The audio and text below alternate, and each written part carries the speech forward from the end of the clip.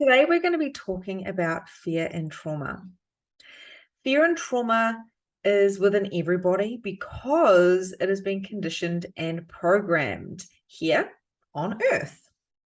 It is a very normal thing to go through.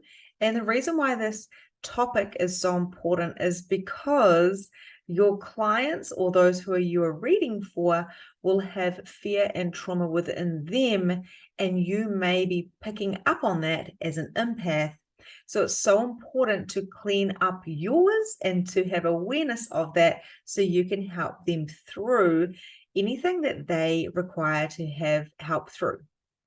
When you are doing a reading, you can be a mirror of the other person. So thoughts and memories and feelings, situations can come up for you, which may actually have like a coherence with the person that you're reading for.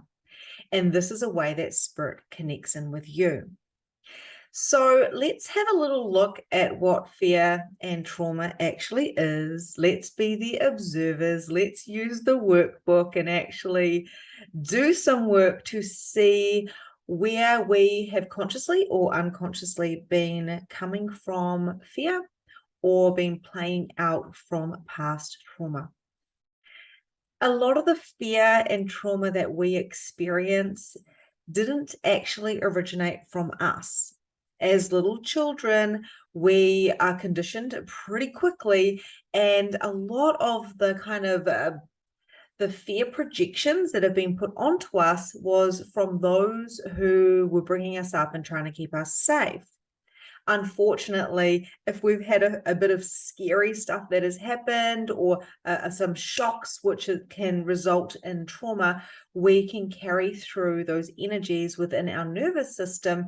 And when something similar comes up that feels like the same situation, even if we don't consciously remember it, we can actually shut down our energy. And this is not ideal when we are doing the spiritual work and connecting into our guides, our spirit teams, or when we're trying to do a reading.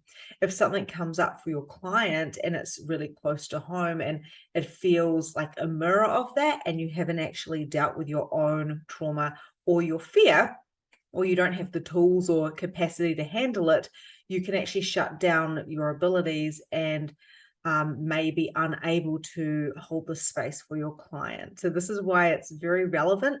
And I also want to say, with being the observer, it is literally not about cleaning it up and pushing it down and like bypassing it. It's really about being the observer and actually allowing yourself to witness the feelings and the thoughts and any patterns that are coming up for you.